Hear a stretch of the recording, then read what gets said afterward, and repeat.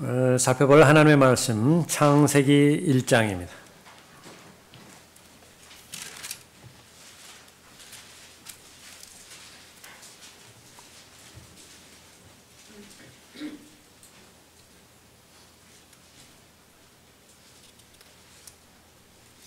창세기 1장 26절부터 28절까지 받도록 하겠습니다.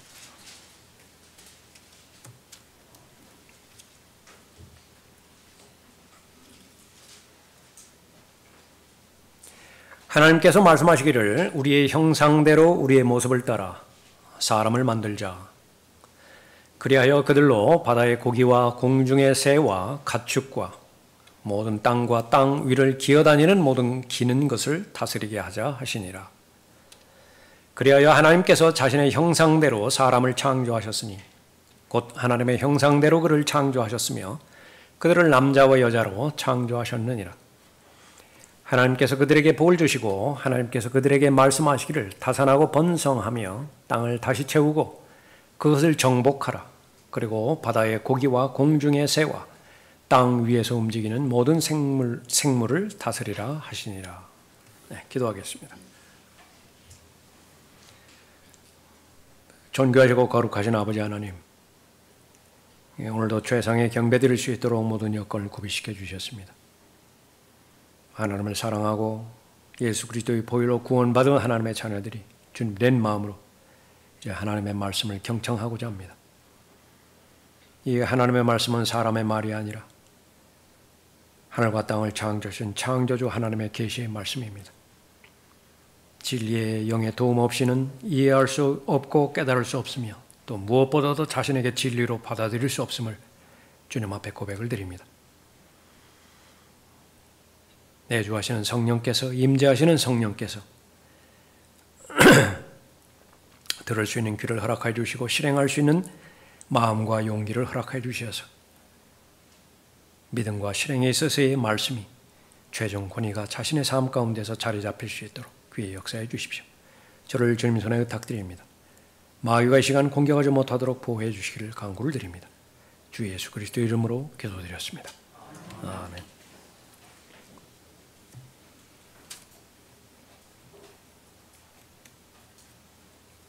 인생에 대한 성경적 관점이라고 하는 제목으로 말씀드리겠습니다. 시간이 지나면 지날수록 가장 값이 없어지는 것이 사람의 생명인 것 같습니다. 2017년부터 21년까지 고독사 발생 건수 꾸준히 증가하는 추세를 보였고요. 그 원인으로는 사람들과의 관계 단절이 1위로 올라왔습니다. 고독사 연령별 비중이 50대에서 60대 비율이 52.8%에서 60.1%로 전체 고독사 중에서 가장 높은 비율을 차지했습니다. 80대 이상의 비율이 높기는 높지만은 그러나 그 비율로 볼 때 50대, 60대의 그 연령대가 큰 비중을 차지한다는 특징이 또 하나의 특징이라 그렇게 보고 있습니다.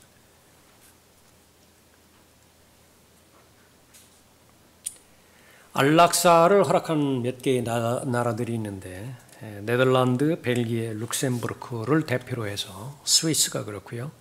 캐나다 있고 미국에서도 주별로 또 허용하고 있기도 하죠.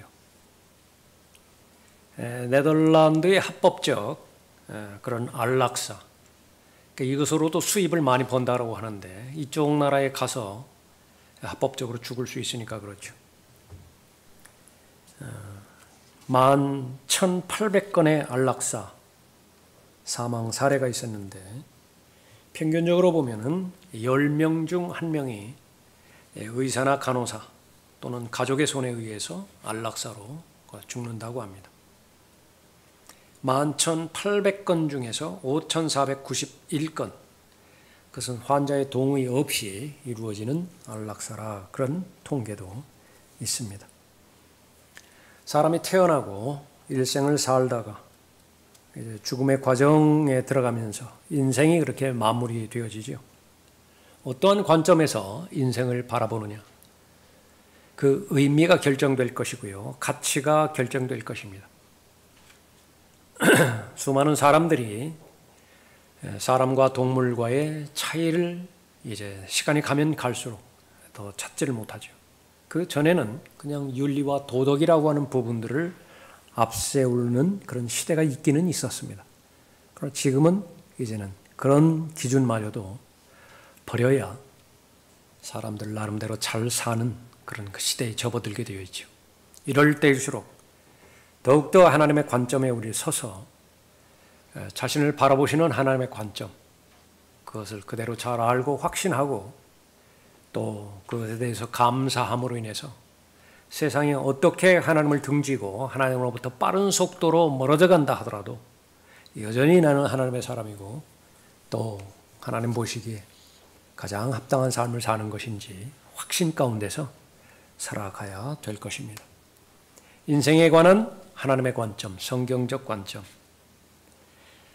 첫 번째로 하나님께서 인생에 목적을 주셨다라고 말씀하십니다. 우연히 생긴 것이 아니라 하나님께서 목적을 주셨어요. 26절 보십시오. 하나님께서 말씀하시기를 우리의 형상대로 우리의 모습을 따라 사람을 만들자. 그리하여 그들로 바다의 고기와 공중의 새와 가축과 모든 땅과 땅 위를 기어다니는 모든 기는 것을 다스리게 하자 하시니라. 하나님의 창조의 결과가 바로 사람이고 이 진화의 결과가 아니다라고 하는 것이죠.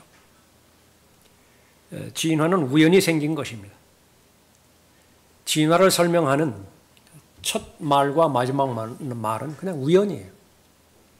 우연히 생겼고 그러니까 우연히 사는 것이고요. 그냥 우연히 없어지는 것입니다. 수백 년 전, 그것이 만 년 전인지 얼마인지는 모르지만 하나의 단일 세포가 우연히 변하기 시작해서 그 변한 그 결과 그 사람이 되었다라고 하는 것이 일반적인 보편 진리라고 지금 받아들여지는 진화론인데요. 그것과는 아무 상관이 없이 하나님의 말씀에 의하면 하나님의 창조의 목적에 따라서 사람이 만드신 것입니다. 하나님께서 창조하신 것입니다. 주 하나님께서 땅의 흙으로 사람을 지으시고 그의 콧구멍에다 생명의 호흡을 불어넣으시니 사람이 살아있는 혼이 되었더라. 다른 짐승들, 다른 동물들은 말씀으로 지으셨지만 사람은 그 과정이 동물의 창조 과정과 다른 것을 볼 수 있습니다. 흙을 재료로 해서 만드셨고요. 그 만들어진 모습에 하나님의 생명의 호흡을 불어넣으셨습니다. 영감입니다. 영감. 후 하고 불어넣었더니 생명이 있어요. 똑같은 말이 성경입니다. 글을 적고요.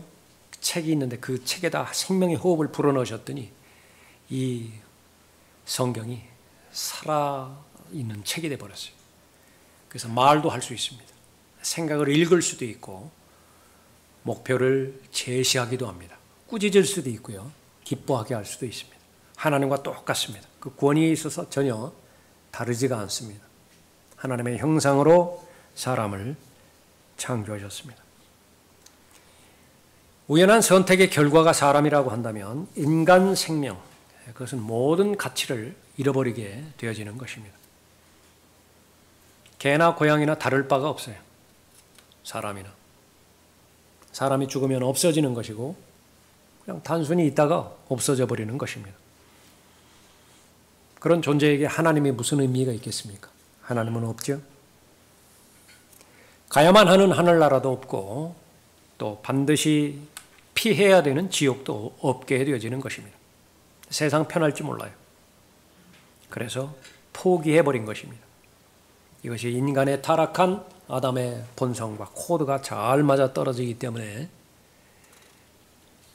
주님 오실 날이 가까우면 가까울수록 믿음이 발견되지 않는 것입니다. 생명의 시작에 대해서 또 생명의 존재기간, 인생에 대해서 그 생명이 종결되지는 죽음에 관해서 진화론은 온통 잘못된 관점을 가지고 있습니다. 우연이에요. 모든 것이 다 우연입니다. 우연에는 목적이 없습니다. 우연에는 목적이 없어요. 나를 설명하는 가장 가까운 방법은 우연으로 설명할 수밖에 없는 것입니다. 나는 누구냐? 나는 어디서 왔고 나는 어디로 가는 것인가? 우연히 왔다가 그 우연이 없어지는 것입니다. 그것이 사실이라고 한다면 70년을 살든 80년을 살든 거기에 무슨 의미가 있겠습니까? 사람의 일을 그 사람 안에 있는 사람의 영이 아니면 누가 알리요? 사람의 일이라고 하는 것이 무엇이죠? 종교와 철학에서 그렇게 구하려고 애쓰는 답입니다. 근원은 어디냐? 어디로 가는 것이냐? 그렇다고 한다면 무엇을 하다가 가야 되는 것이냐? 사람의 일인데 사람의 영이 아니면 알 방법이 없습니다. 이와 같이 하나님의 일도 하나님의 영이 아니면 아무도 모르느니라. 창조의 목적을 잃어버린 모든 인생은 생존이 목적이 되어져 버립니다. 우리가 하나님의 말씀을 대하고 이 시대에도 하나님의 말씀은 나에게 진리가 된다라고 하는 것을 확신한다라고 한다면 내 인생에는 목적이 있다라고 하는 사실입니다. 우리가 진화론자가 아니라라고 하는 사실은 너무나 분명해요. 그러나 더 한층 구체적으로 살펴봐야 되는 것은 진화론의 이론은 가지고 있지 않지만 진화론자들이 추구하는 철학을 버리지 못하고 오히려 거기에 편승해서 진화론자로서의 삶을 살아가고 있는 것은 아닌가? 만약에 그렇다고 한다면 우리는 위선자들이에요. 입술로는 아니라고 고백을 하지만은 그러나 삶의 신체가 진화론자의 철학에 동의하고 있다라고 한다면 그건 가증스러운 것이지요.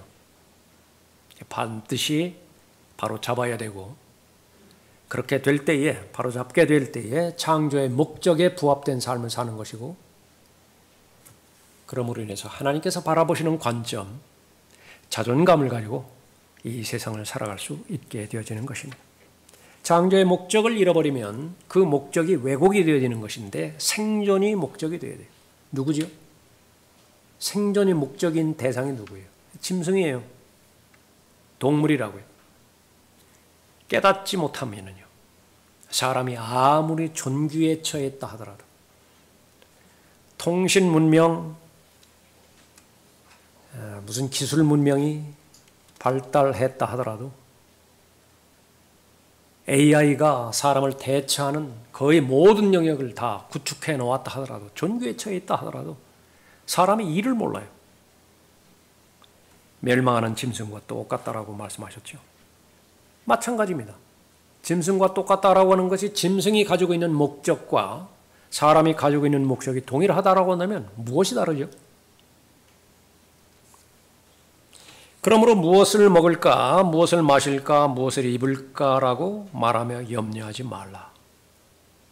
하늘과 땅을 창조하신 예수님께서 직접 내려오셔서 내 생각은 너희들의 생각과 다르다. 그것은 하늘과 땅의 차이만큼 그 이상 다른 것인데 본질은 무엇이냐? 삶의 목적이 의식주가 아니다라고 하는 거예요. 그러나 삶의 목적이 의식주인 사람들이 있습니다. 누구냐? 하나님과 무관한 사람들. 하나님을 알지 못하고 하나님을 믿지 못하는 사람들. 대표적으로 이방인들이라고 말씀하셨는데 이방인들 뿐이겠습니까? 하나님을 가장 잘 안다라고 고백하는 종교 지도자들, 바리새인들, 제사장들, 서기관들 무슨 차별이 있겠습니까? 자신의 기득권이 목적이 되죠. 그 기득권 안에 의식주가 다 들어있는 것입니다. 그러므로 무엇을 먹을까, 무엇을 마실까, 무엇을 입을까라고 말하며 염려하지 말라. 이런 것들은 모두 이방인들이 구하는 것이라. 이방인들은 구해야 돼요. 그래야 살아남죠. 생존을 하죠. 하늘에 계신 너희 아버지께서는 너희에게 이런 모든 것이 필요한 줄 아시느니라. 오히려 너희는 먼저 하나님의 나라와 그분의 의를 구하라. 그리하면 이 모든 것을 너희에게 더해 주시리라. 삶의 방식이 다르죠. 에리 프롬이라고 하는 사람이 소유냐 존재냐라고 하는 책을 지었는데 아주 인기가 있었습니다. 요즘도 읽혀지고 있을 거예요. 삶의 방식 두 가지 중에서 하나 택하는 것입니다. 소유가 인간의 본질인 방식으로 살아가는 사람들이 있고요. 사람 됨됨이, 가치, 삶의 인생의 목적, 그것을 추구하면서 살아가는 존재가 목적이 되어서 존재의 목적의 방식으로 살아가는 사람들이 있는데 말할 것도 없이 존재 방식의 사람들로 살아가라. 그것을 말하는 것입니다.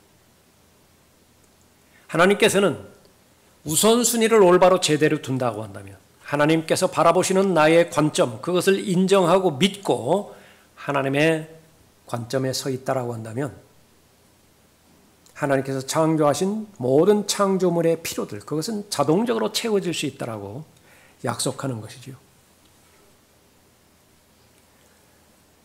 타락한 아담의 성품을 가지고 DNA를 가지고 살아가는 사람들, 하나님을 대적하고 하나님에 대해서 방황하며 살아가는 사람들, 카인의 후예라고 하죠. 그런 책도 있죠. 카인은 하나님께서 말씀하실 때에 목적이 없는 삶입니다. 성경에서 목적이 없는 삶을 잘 대표해 주는 책이 민수기였는데 카데스 바네아까지 갔죠. 거기는 목적을 가지고 갔어요. 목적은 약속의 땅으로 들어가는 것이었습니다. 그러니까 바로 길목이라고요. 그런데 거기에서 하나님을 신뢰하지 못했습니다. 그로부터 시작되는 민수기의 전체의 책은 방황 없이 돌아다니다가 한 사람이 죽으면 장사 지내고 애국하고 또 방황하다가 한 사람이 죽으면 또 장사 지내고 애국하고 그 40년의 기간을 그렇게 보내야 됐습니다. 그래서 성경 지도에 보면은요, 아브라함이 칼대 우르에서 하란을 거쳐서 나가는 가는 길목이 있는데 민수기에는 그런 방향이 없어요. 그냥 아무렇게나 그려도 돼요. 방향 없이 방황하는 것이었습니다. 카인입니다. 너는 땅에서 도피자와 유랑자가 되리라. 하나님과의 관계가 단절되어 버렸을 때 하나님을 피해서 도망다니는 도망자고요. 목적이 없는 유랑자예요. 베가본드, 방랑자입니다. 베가본드, 깡패라고 하는 뜻도 포함이 됐어요. 하나님 보시기에 무례한이에요. 제멋대로, 자기 생각대로 살아가는 사람을 말하는 것입니다. 인생의 목적을 주시는 분은 하나님이십니다. 아담 이후로 태어나는 모든 사람도 역시 마찬가지죠. 목적을 주시는 것입니다. 사람은 영적인 존재로 만들었지요. 하나님의 형상으로 만들어졌다고 성경은 말씀하고 있습니다. 그것은 삼위일체로 만들어졌다 그 말입니다. 아버지 하나님과 아들 하나님과 성령 하나님 세 분이 한 분이 있으시지 사람도 영과 혼과 몸 세 부분으로 이루어진 존재라 말하고 있습니다. 하나님께서는 지성이 있으시고요. 의지가 있으시고 감정이 있으십니다. 하시고자 하는 뜻이 있고 슬퍼하시기도 하고 기뻐하시기도 하고 감격해 하시기도 합니다. 실망하시기도 해요. 누구에 대해서 그렇죠? 하나님의 형상으로 창조된 사람을 보고요. 후회하시기도 합니다. 사람도 마찬가지죠. 몸과 혼과 영. 몸은 이 세상을 알아갈 수 있는 도구입니다. 죽을 때 몸은 흙으로 돌아가게 되어 있습니다. 너는 흙이니 너는 흙으로 돌아갈 것이니라. 창세기 3장 19절의 말씀이죠. 혼은 바로 지성과 감정과 의지가 담겨지는 우리의 마음이기도 하죠. 이성적으로 사고하고 좋은 것을 사랑하고 나쁜 것을 미워하고 얻고자 하는 것을 열망하고자 하는 마음입니다. 자신을 의식할 수 있고요. 자아를 실현하는 것이 목표가 되어지기도 합니다. 영, 사람의 영과 동물의 영이 다름으로 인해서 사람과 짐승의 차이점을 구분짓게 만드는 요소이죠. 영을 통해서 하나님을 의식할 수가 있습니다. 하나님을 알아갈 수가 있는 것이죠. 우리는 태어날 때에 허물과 죄들 가운데 영이 죽은 채로 태어납니다.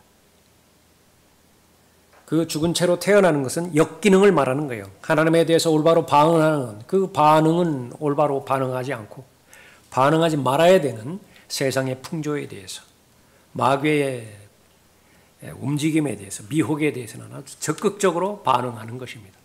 그래서 마귀의 자녀들이에요. 지옥의 자식들입니다. 예수 그리스도께서 십자가 달려 자신의 모든 피를 쏟아내 죽으시고 성경의 예언대로 셋째 날에 부활하셨을 때에 이제 죽었던 영이 살아날 수 있는 그런 계기가 마련된 것이죠. 사람의 일을 그 사람 안에 있는 사람의 영이 아니면 누가 알리요? 아무리 많은 학위를 받은 사람이라 하더라도, 아무리 오래 살았다 하더라도, 아무리 많은 경험을 했다 하더라도, 아무리 많은 제국을 또 토지를, 민족들을 정복하고 소유했다 하더라도 그 사람의 영이 죽어있다라고 한다면 자신에 대해서 모른다고 성경은 언급하고 있습니다.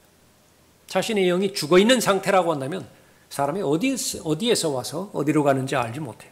무엇을 하다가 70년, 80년의 생애를 마감짓는 것이 가장 의미 있는 것인지 알지 못하는 채 무덤으로, 땅으로 돌아간다라고 말하는 것입니다.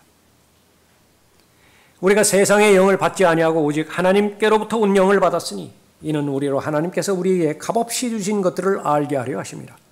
또한 우리가 그것들을 말하되 인간의 지혜가 가르치는 말로 하지 아니하고 성령께서 가르치시는 말로 하나니 영적인 일들을 영적으로 비교하여 말하느니라. 그러나 자연인은 하나님의 영의 일들을 받아들이지 아니하나니 이는 그 일들이 그 사람에게는 어리석게 여겨지기 때문이요. 자연인은 하나님의 영의 일들을 알지를 못합니다. 알 수 있는 방법이 없어요. 수없이 반복해서 성경은 읽을 수가 있습니다. 그러나 진리로 받아들일 수는 없어요. 영이 죽어있기 때문에 그런 것이죠. 그리스도인의 경우를 한번 대조해서 살펴보십시다.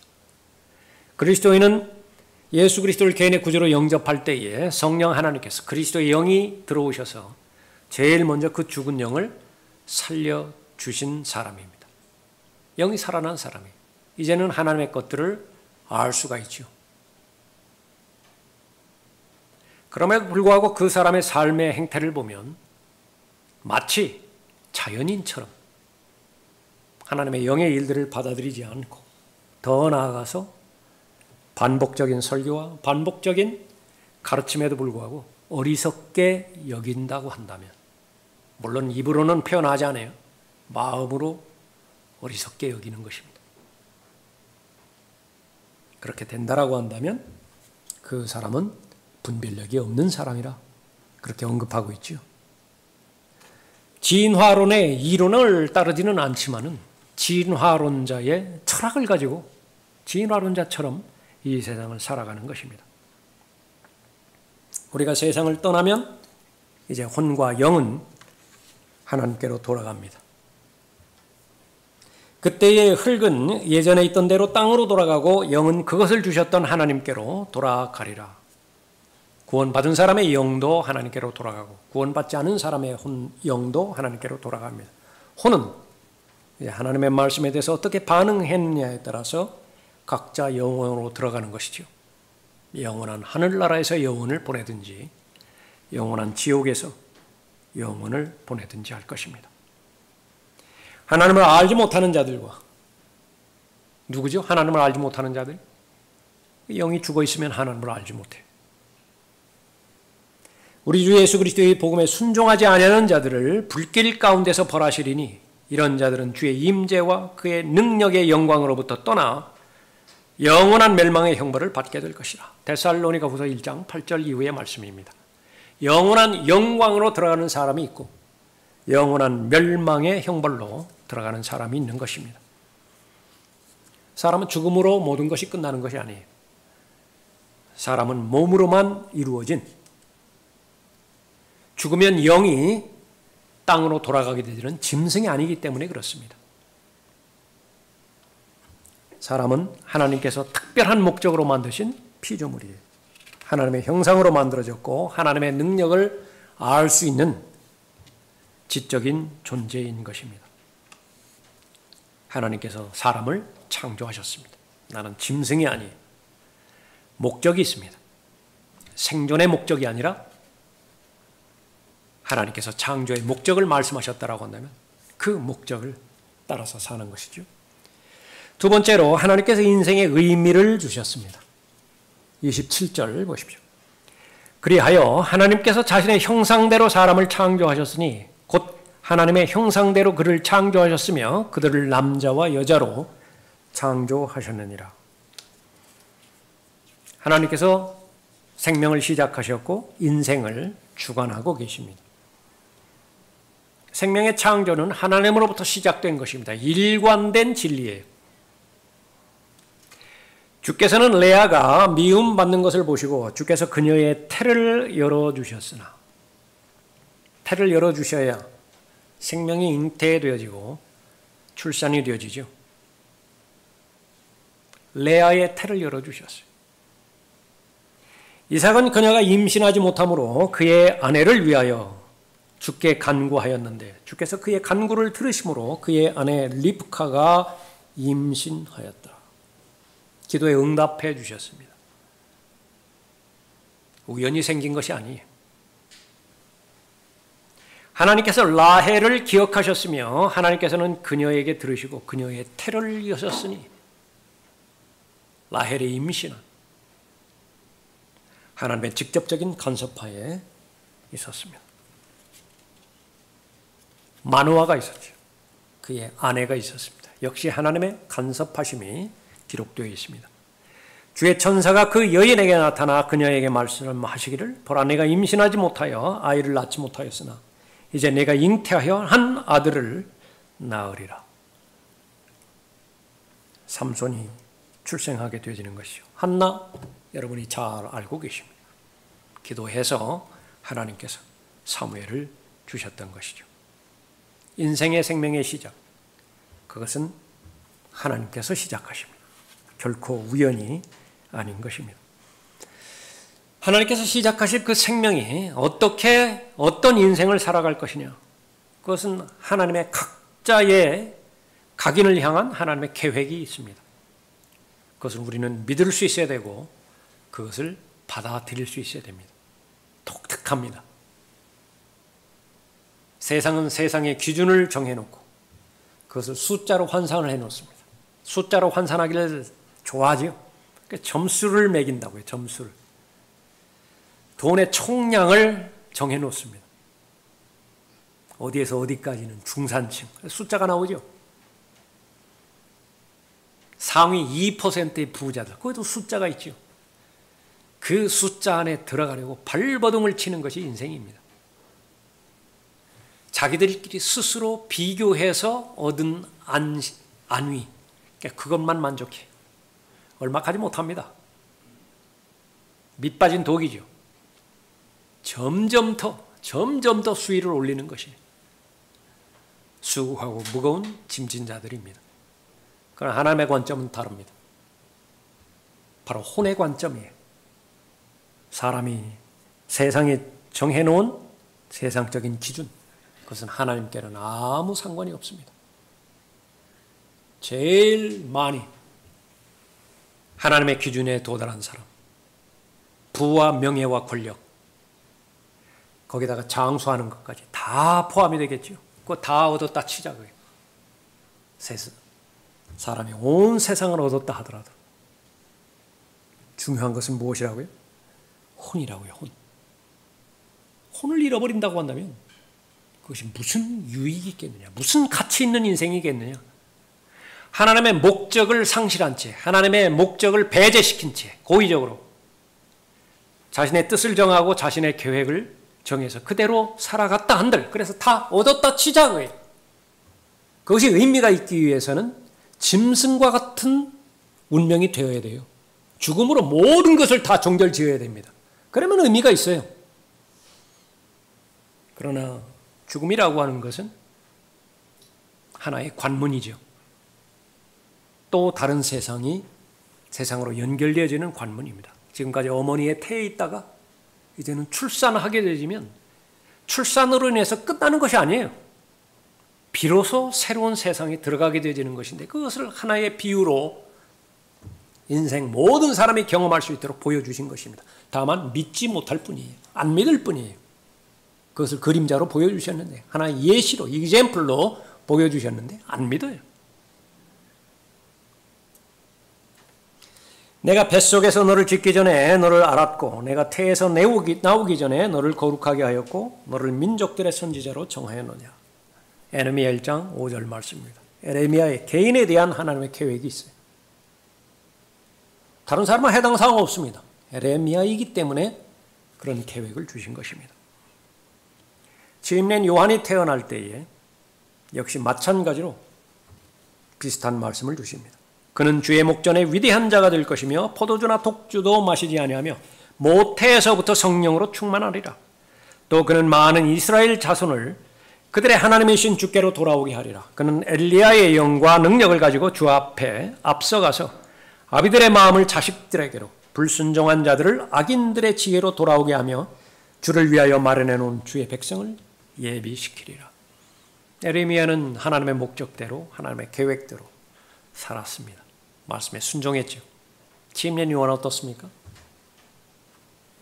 여러분들이 알고 계시는 대로 달려갈 길을 잘 마쳤죠. 하나님께 주신 목적대로 인생의 의미대로 잘 살았습니다. 세상에서는 어떻게 평가할까요?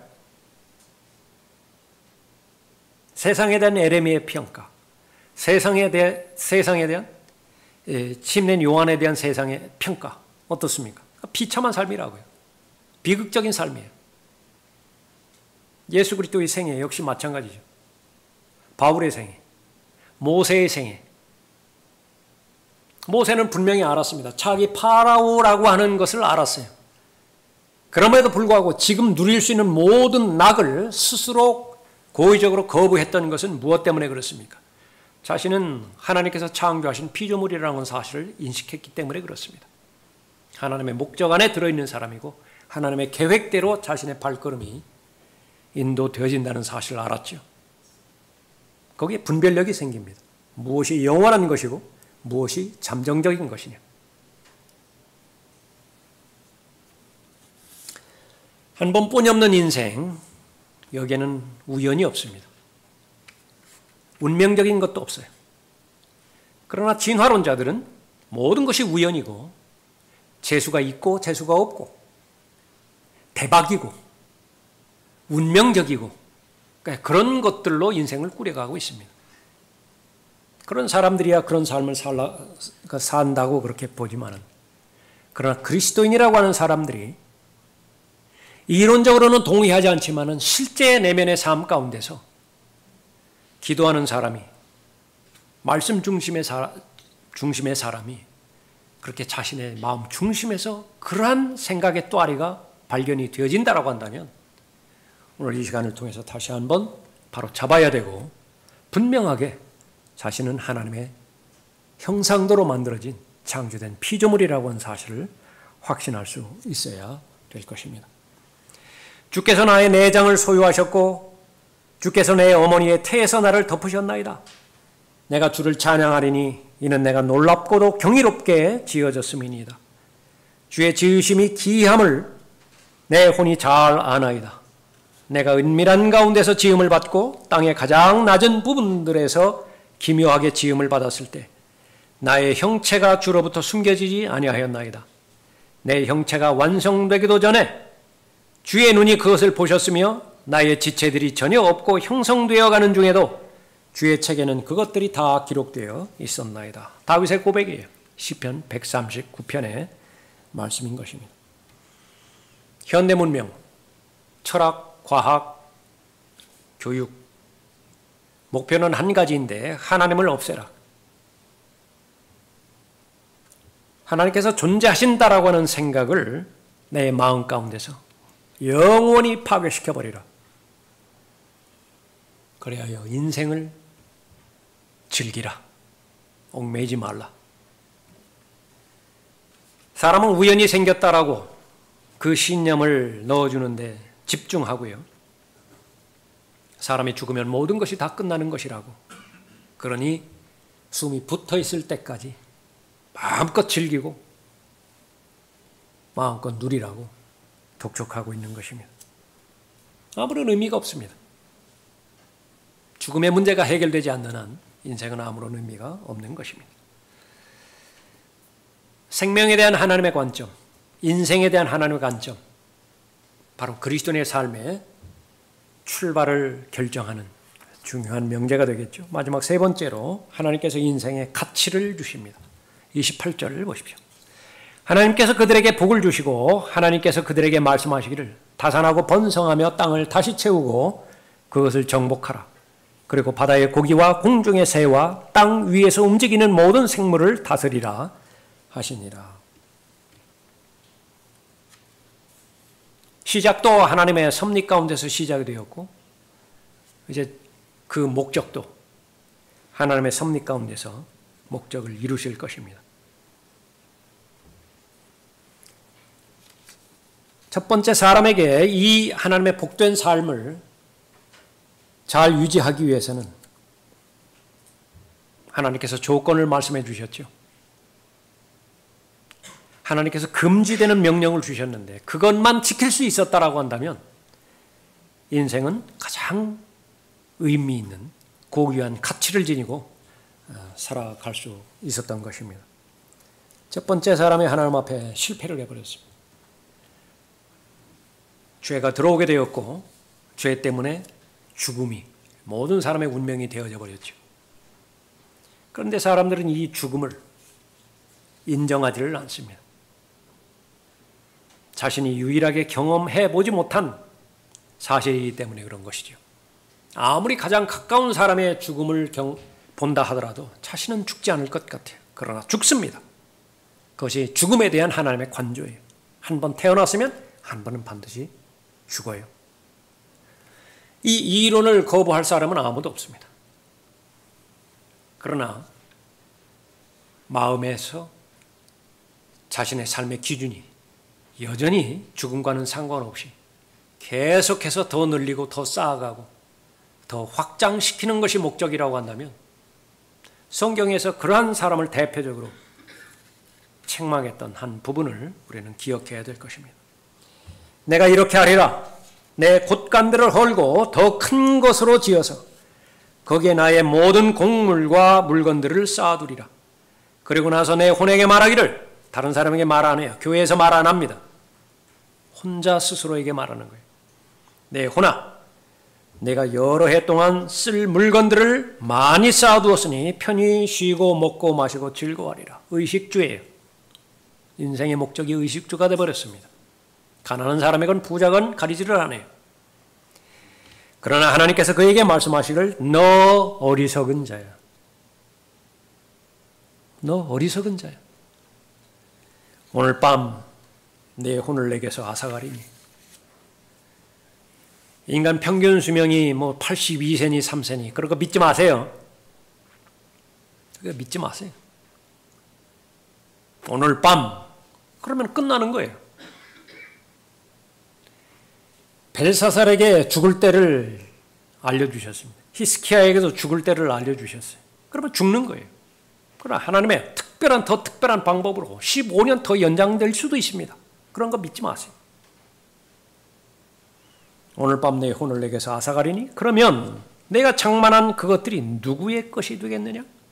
누구의 것 무엇이죠? 소유 중심의 삶을 산 사람이에요. 가져야 되겠다.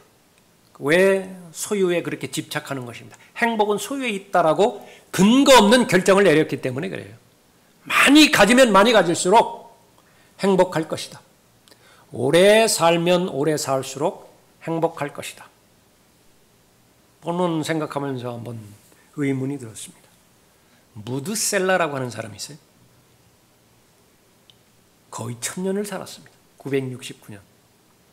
우리가 살고 있는 이런 세상이 아니죠. 제 아내한테 한번 물어봤습니다. 무드셀라의 일상이 어땠을까? 아침에 일어나면 제일 먼저 무엇을 했을까요?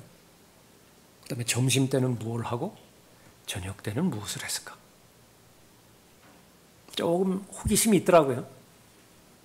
무슨 오락거리도 없고 무슨 영화관도 없고 아담은 자신이 죽는 때까지 무엇을 하면서 하루하루 소일했을까? 예. 아무런 근거 없이 소유가 인생의 목적이라고 결정하고 그 소유를 위해서 전력 질주하는 사람들. 마련하긴 마련했어요. 영원히 내 것이 돼야 돼요. 하나는 물어봅니다. 그 누구 것이 되겠느냐? 그러므로 자신을 위하여는 보물을 쌓아두고 하나님 앞에 부유하지 못한 자는 다 이러하니라. 정말로 우리가 풍부해야 되는 것이 하나님과의 교제인데 하나님에 대해서 더 잘 알아가야 되는 영역인데 그 빈곤하기 짝이 없어요. 하나님에 대해서 1분을 이야기하지 못합니다. 예수 그리스도에 대해서 3분을 이야기해 주지를 못해요.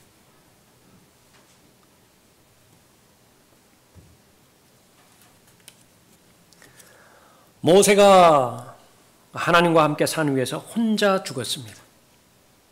그것이 하나님의 뜻이었어요. 외로운 죽음이죠. 무덤이 어디 있는지도 몰라요. 야곱은 자식들에게 둘러싸여서 죽음을 맞이했습니다. 바울은 목베임 당해서 참수당하는데 그 처형수들의 손에 죽었습니다. 사람들을 어떻게 평가할까요? 의미가 없습니다. 과연 하나님께서 보시기에 가치 있는 인생이었고 가치 있는 삶이었는 것인가? 그것이 가장 중요한 것입니다. 만약에 우연으로 시작한 이론이라고 한다면 목적도 없고 가치도 없고 의미도 없어요. 되는 대로 사는 것이 정직합니다. 쓸데없이 거기에 무슨 인간의 법이니 인간의 윤리니 굴레를 씌워놓고 행동 양식을 제한시키는 건 위선이에요. 짐승으로 시작했으면 짐승답게 살아가게 풀어줘야 된다고요. 그래야 그것이야말로 인간답게 살아가는 것이지 무슨 스스로의 모순에 빠지는 만물의 영장이니 법이니 도덕이니 윤리니 이런 굴레를 씌워놓고 그러나 가진 자가 소수의 가진 자가 모든 것을 다 누리고 착복하고 그렇게 해서 비참하게 사는 삶을 사는 거죠. 거기에 온통 가스라이팅 돼서 희생되어서 그것이 정상적인 삶이냐 그렇게 살아간다라고 한다면 또 하나의 미혹된 삶을 살아가게 되어지는 것이죠. 이제 결론적으로 나의 인생에 대한 하나님의 관망은 어떤 것이냐? 내 인생을 내 생명을 하나님께서는 어떠한 관점에서 바라보시는 것이냐? 한 구절 찾아보고 마치도록 하죠. 고린도후서 5장 보겠습니다. 첫 번째 사람은 그 인생이 실패했습니다. 그렇게 의미 있고 그렇게 고귀한 가치를 지니고 목적을 주시는 하나님의 창조 목적을 하나님 앞에 범죄함으로 인해서 다 잃어버렸죠. 예수 그리스도께서 다시 아담의 모습으로 오셔서 이제 회복시켜 주셨습니다. 다시 창조해 주셨다고 말씀하십니다. 여러분은 다시 하나님께서 재창조해 주신 피조물이라고 선언을 하십니다. 17절로 보십시오. 고린도후서 5장 17절. 그러므로 누구든지 그리스도 안에 있으면 새로운 피조물이라. 옛 것들은 지나갔으니 보라 모든 것이 새롭게 되었도다. 영이 죽은 채로 살아가던 과거, 그건 다 지나가 버렸습니다. 이제는 그 영이 거듭난 그 시점 이후로 모든 것이 다 새롭게 되는데 가치관이 변화된 것이에요. 지금까지는 세상적인 가치관, 내 자기중심적인 가치관, 소유 중심의 가치관, 그것으로 바라보았는데 이제는 마음의 태도가 바뀌었다고 말씀하고 있는 것이죠. 이제는 하나님께서는 이 옛 세상을 다 청산하시고 새로운 세상을 창조해 주실 것입니다. 지금 현재 세상은 다 불살라 없어져 버릴 거예요. 새로운 세상이 창조될 것입니다. 또 내가 새 하늘과 새 땅을 보니 처음 하늘과 처음 땅은 사라지고 바다도 더 이상 있지 아니하더라. 나 요한은 거룩한 도성 새 예루살렘이 하나님께로부터 하늘에서 내려오는 것을 보았는데 마치 신부가 자기 남편을 위하여 단장한 것 같이 예비되었더라. 또 내가 들으니 하늘에서 큰 음성이 나서 말하기를 보라, 하나님의 성막이 사람들과 함께 있어 그분께서 그들과 함께 거하시리니 그들은 그분의 백성이 되고 하나님께서는 친히 그들과 함께 계셔서 그들의 하나님이 되시리라. 이런 새로운 창조 세계에서 살아가기에 거하기에 가장 적합한 새로운 피조물이 있는데 그것이 바로 그리스도 안에 있는 새로운 피조물이에요. 아담의 본성과는 아무 상관이 없습니다. 모든 것이 변했다고 말씀하시죠.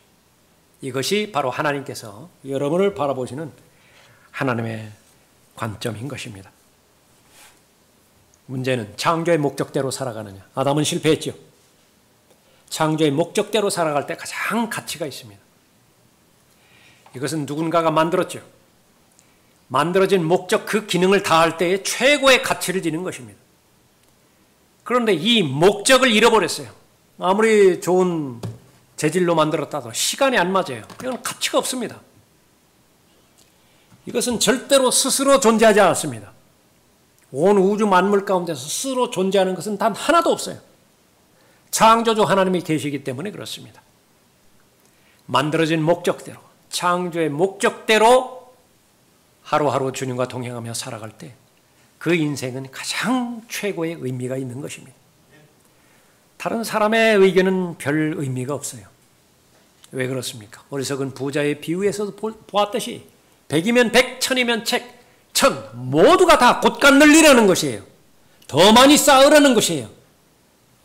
온 세상이 소유 중심의 삶 가운데서 미혹돼서 죽음을 향해서 가장 빠른 속도로 치달아 돌아가고 있을 때 하늘에서 음성이 들린다라는 것을 마지막 날에 들으는 것입니다. 너 어리석은 자야. 사람이 온 세상을 얻고도 자신의 혼을 잃어버린다면 무슨 유익이 있겠느냐? 한 번뿐이 없는 인생, 결코 어리석은 삶을 살아서는 안 되는 것입니다. 아담 한 사람으로 충분해요. 지금까지 아담의 후예로, 카인의 후예로 살아왔던 수많은 사람들의 예시들을 보는 거예요. 그것만으로도 충분한 거예요. 나까지 포함시킬 필요 없습니다. 예수 그리스도께서 하나님 안에서 예수 그리스도를 통하여 나를 다시 재창조해 주셨어요. 이제는 나 충분히 교훈을 받았고 이제는 하나님께서 그 교훈을 나에게도 직접적인 말씀으로 알려주시는 것이죠. 가야 될 방향을 제시해 주셨습니다. 그것은 바로 죄 문제를 해결한 사람으로서 하나님의 나라에 들어온 사람으로서 맡겨주신 일이 있습니다. 18절부터 이어지는 그리스도를 대신한 대사들이 바로 여러분의 일들이 가장 고귀한 것이 사람의 혼이라고 한다면 그 혼을 예수 그리스도께로 인도해 오는 일들에 여러분이 계속해서 참여하고 기도하고 관심을 갖고 공부해 나가신다라고 한다면 그것은 들림받아 올라갈 그때까지 이 지상에서의 가장 거룩한 일이고 가장 가치 있는 일이고 의미 있는 일이 될 것입니다. 인생의 참된 목적을 발견하고 인생의 가장 가치 있는 가치를 발견할 것이고 그 의미를 여러분은 시간이 지나면 지날수록 더욱더 그리스도의 충만하심에 장성한 분량에 이르기까지 더욱더 여러분 안에 계속해서 여러분을 만들어갈 것입니다. 기도하겠습니다.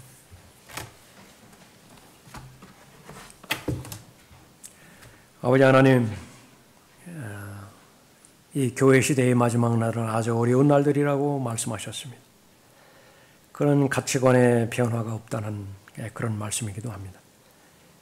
이번에는 고백하지만은 여전히 진화론자들의 그런 철학을 마음에 지니고 살아가는 사람들이 있고 후천년, 무천년주의의 그 교리에 동의하지는 않지만 삶의 본질이나 삶의 형태가 결코 예수 그리스도의 재림을 기다리는 사람답지 않게 그렇게 살아가는 수많은 사람들이 있습니다. 하나님의 관점은 소수에 있습니다. 그러나 너는 그 가운데서 빠져나오라고 말씀하셨고 그러나 너는 하나님의 진리의 말씀으로 무장하라고 말씀하셨습니다. 이절에 마음을 다하여 하나님을 사랑하는 하나님의 자녀들, 그런 소수의 남은 자들이 되어지길 원합니다. 더욱더 구원받은 하나님의 자녀로서 그리스도 안에 있는 새로운 피조물로서 가장 합당한 삶을 살 수 있도록 용기를 주십시오. 지식을 더해 주십시오. 복음에 합당한 삶을 살게 해주시고 성도의 유업의 동참자가 되기에 합당한 삶을 잘 살 수 있도록 인도해 주십시오. 그리스도의 날에 자랑할 수 있는 그런 예비되어지고 준비되어지고 구비되어지는 삶을 이 세상에서 잘 준비하는 복된 삶을 살아갈 수 있도록 인도해 주시길 원합니다. 주 예수 그리스도의 이름으로 기도드렸습니다. 아멘. 다 같이 일어나시겠습니다.